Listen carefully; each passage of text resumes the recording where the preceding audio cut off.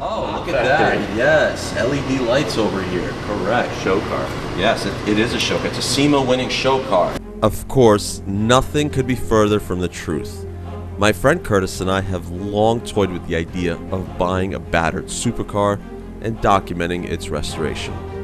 Sure enough, Curtis bought this Ferrari 360 Spider with its questionable history, no keys, damaged bumpers, diffusers, body panels, no keys, tears in the soft top, and did I mention no keys? With it sitting since 2019, that meant we had no idea if the engine would even start. But in this episode, we're going to find out, and we're going to talk about this car's Carfax history. And trust me, make sure you stick around to see what the old spark plugs look like. Okay, we're back, and now you might notice the car's in a different location. Why? Because we got the key, we're able to unlock the wheel, and we're now able to kind of roll the car around. We haven't started it yet because we're a little worried. We don't know how old the engine oil is, right? The gas. Anything. Any fluid in the car, we don't know how old it is. So we've just kind of been pushing it around. But that's all going to change today. We're going to start the car because, what'd you do off camera? Timing belts. And? Tensioners. Fluids. Oil. I just did oil. He did the oil. What did it look like? 5-year-old oil. So now it looks like brand new oil. Yes. We'll do it again before we drive it, but at least it's safe to start. Right. So he did basically one oil change and he's going to flush it out. It was just for the sake of doing it. Filter is the same old one. We haven't gotten a new filter yet. So we're going to do that. But for the sake of starting the car, we want to see how it runs. We're not going to, drive it or anything. We just want to start it right here. If it starts, it starts. If it doesn't, then we'll pick it up. Yeah, we'll pick it up from there. Alrighty, let's do it. Yeah. You want me to start it? Do you want to start it? I'll put the fire out and do it. But if the fire contains... Again, you do it. Okay. Fire in the hole. Alright, we know that there's no gas in the car. Some. Alright. I had a little.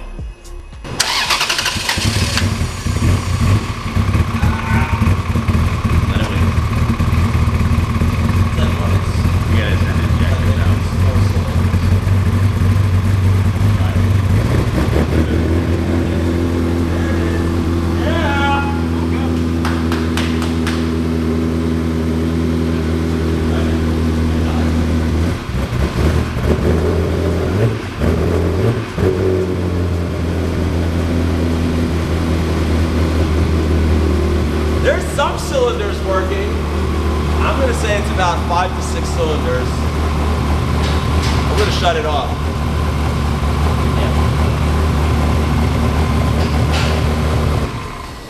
Okay. That sounded horrible. I think there's more than just a misfire here. Oh. Wow.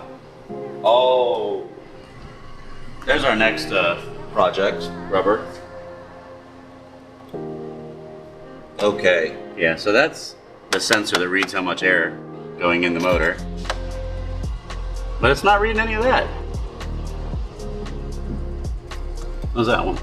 That one's dry. Cracked. Dry cracked. Yeah, so that'll suck a little bit of air too. So these will never run right with read right with that running like that.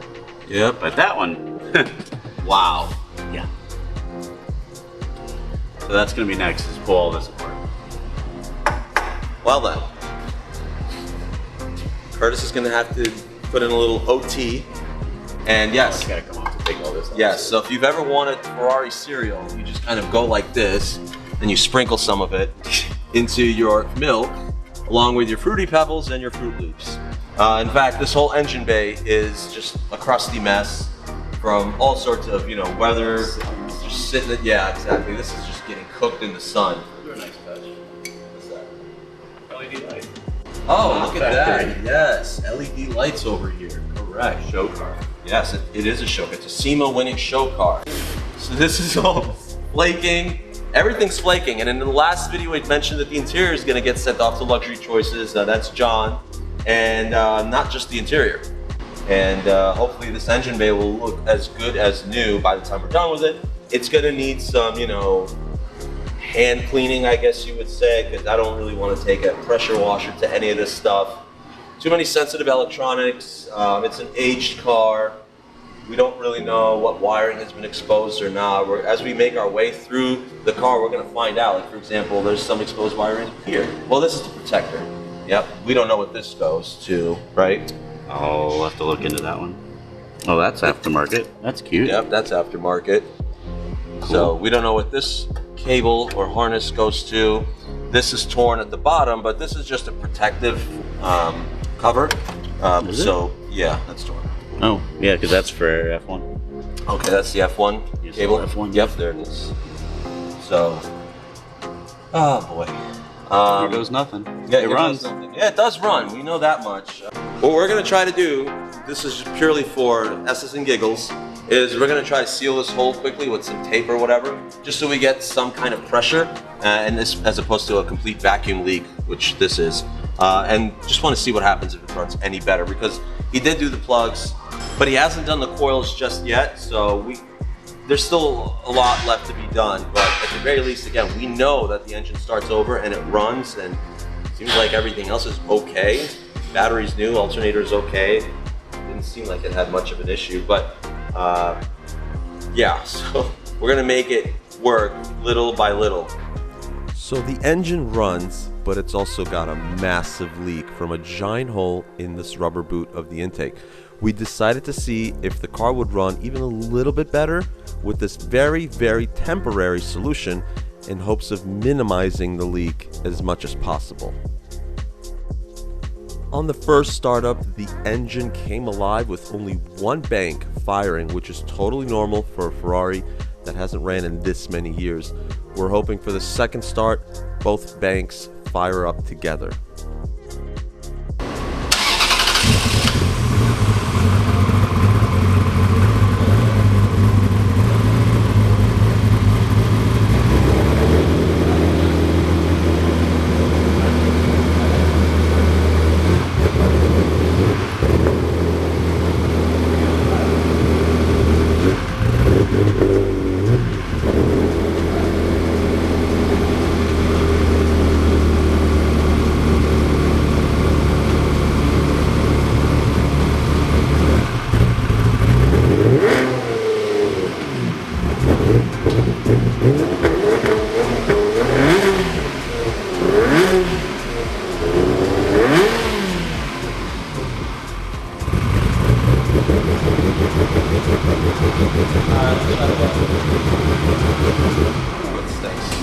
So, it got up to idle a little faster, it didn't sputter as much, so we know that that vacuum leak is definitely, right, a big problem for it to idle correctly and all that. It still does have a misfire.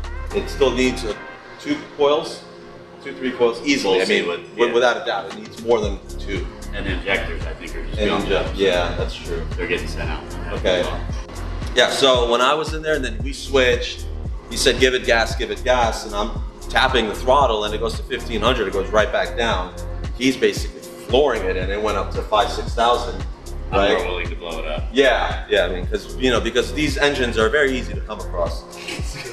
So, yeah, it seems like injectors, he's right. Injectors are an issue. We're gonna start there. Send out to Tampa. So hopefully that does solve a lot of it. So while the red head is off, the red intake manifold, he's going to also take the injectors out and we're going to send them off. Let's talk about something that I neglected to mention in the first episode. What year is this car? 2001. 2001. How many miles? 57? 50, almost 56.9. Yep, 57,000 mile car. Here's the crazy thing. Does this car have an accident anywhere on its Carfax? 0. You would think that there was insurance claims up and down on this car with the neglect. I mean, that's apparent all over it. Mint. But yeah, this is mint, never abused. Driven by a grandma, an 87-year-old granny. So no accidents, no flood damage reported. Yeah, this has got a clean Carfax. Basically what it just needs is a lot of love. And Curtis is going to give it that love, and we're going to document it. We're going to continue documenting it.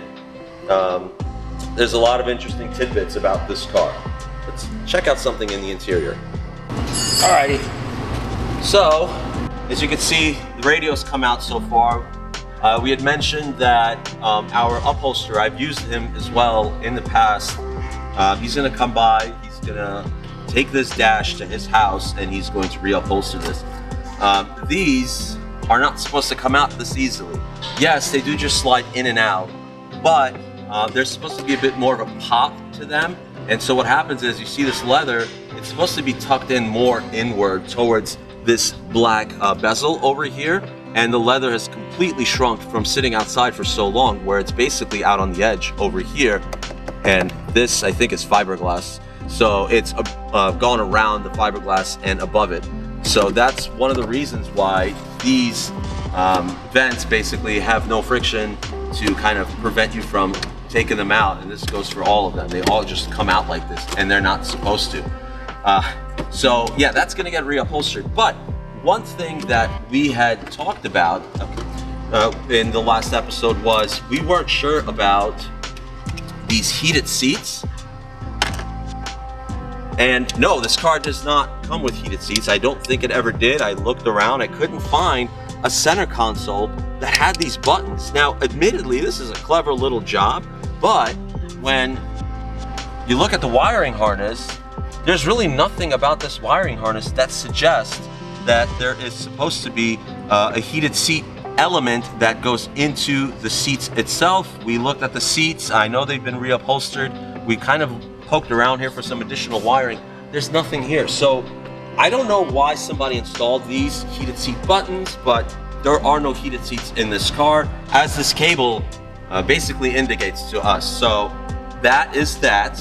Next, we need to remove the center console. And to do that, we've got to take apart a handful of screws here, underneath here,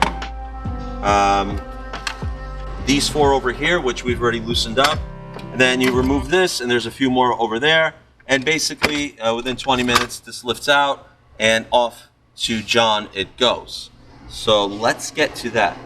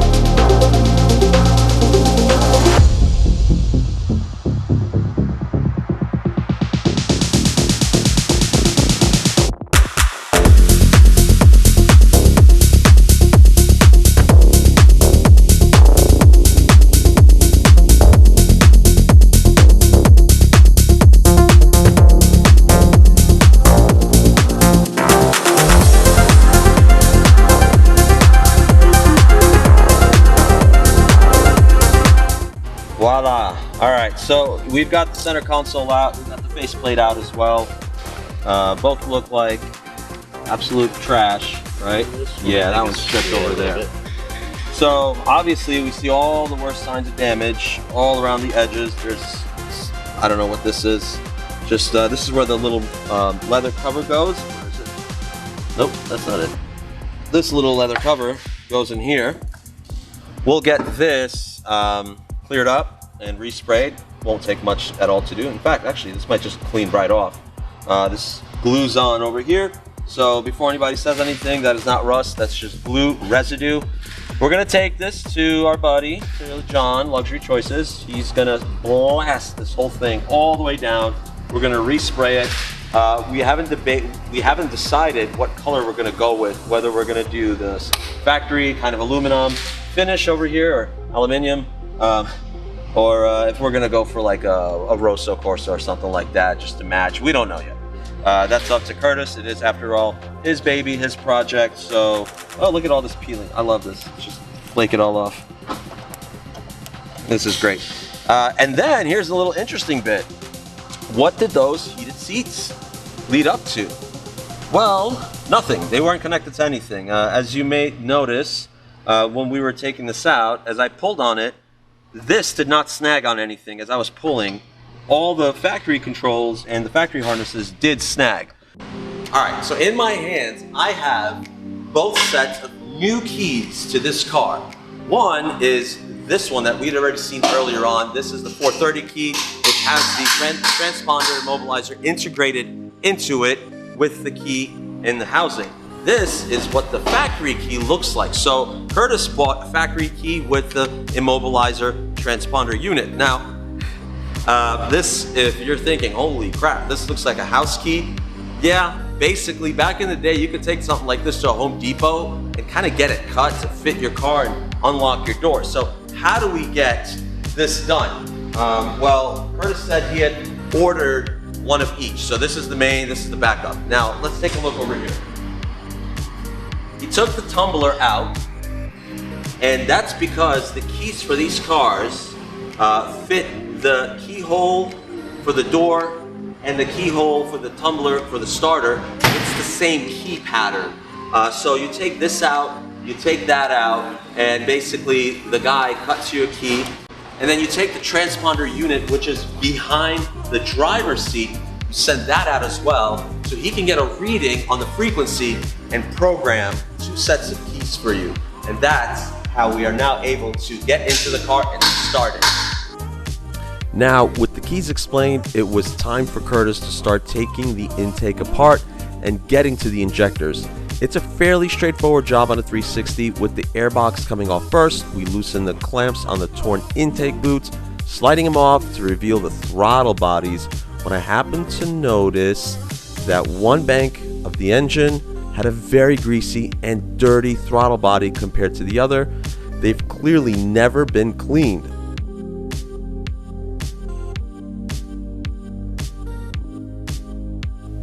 Unfortunately, removing the injectors became an issue as there were 4 seized bolts along the way.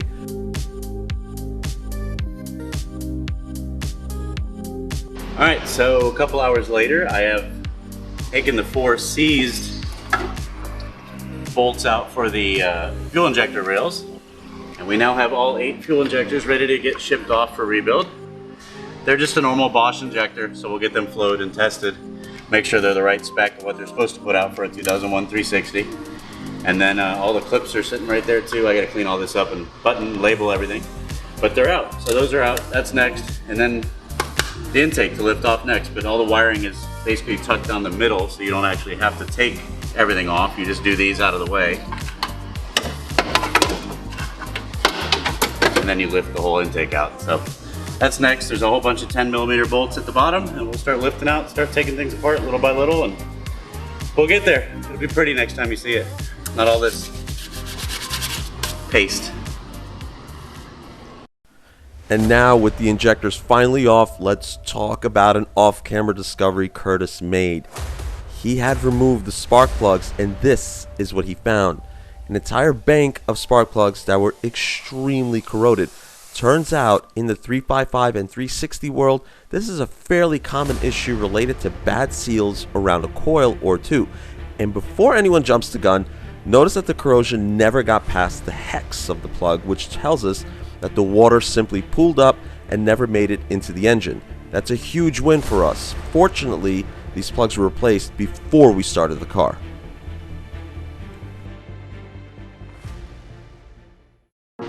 So Curtis took all the spark plugs out of the car. This is bank 1, this is bank 2, and there are some very, very obvious discrepancies and differences between the 2 banks. This bank looks totally fine. This bank looks like absolute filth. It's really rusty, and rust means water intrusion. And so when we started looking, Curtis pointed out, hey, this coil is also got some rust around it as well. It's dried up. There's clearly been some water intrusion in here as well. So as I started looking around this coil, this boot over here is super, super soft. It looks like water's been getting in from here, and it takes no effort to kind of peel this back and expose it, and yeah. So if I were to venture a guess, there's water underneath here, and I would have to say that the water's been getting in through here, and basically in here. Now, it doesn't look like there's any water in the engine. It just seems to have kind of dribbled in here over time, sitting still, not moving, not doing anything. If I had to guess, it's not from the rain, because it would take a lot of rain to get past this, because there's still some seal in here. And this goes back to what I said earlier. I don't want to pressure wash this engine bay. I don't recommend pressure washing engine bays in general. Some of the more modern cars that are full of plastics, like a Lexus or a Toyota or whatever, you can do that with these days. But on an older Ferrari that's been in production since 1999, basically, that started production in 1999, it's a little bit scarier on an Italian car like that, Maseratis as well. So I would imagine, if I had to take a guess, that this was hit considerably with a pressure wash. I'd guess it was a dealership that did it, trying to prepare the engine bay to look as pretty as possible for some pictures. But nonetheless, hey, the car did run. And that's it for the day. So we've assessed a lot of the situation. We've removed the center console. We're preparing it for powder coating.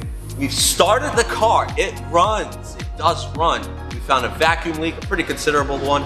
The spark plugs are completely shot. I mean, one bank is just destroyed. Curtis is taking apart the engine some more. He's going to take apart the red heads, which is the intake manifold. We're going to get that coated over as well. We figured out a possible solution for the bumper, so we might not need to dry ice this, but it's still going to require a lot of work. Until next time for part 3, stay tuned. Hopefully the car will look in better shape. Ideally, the car will run and start without a sputter. Thank you for watching.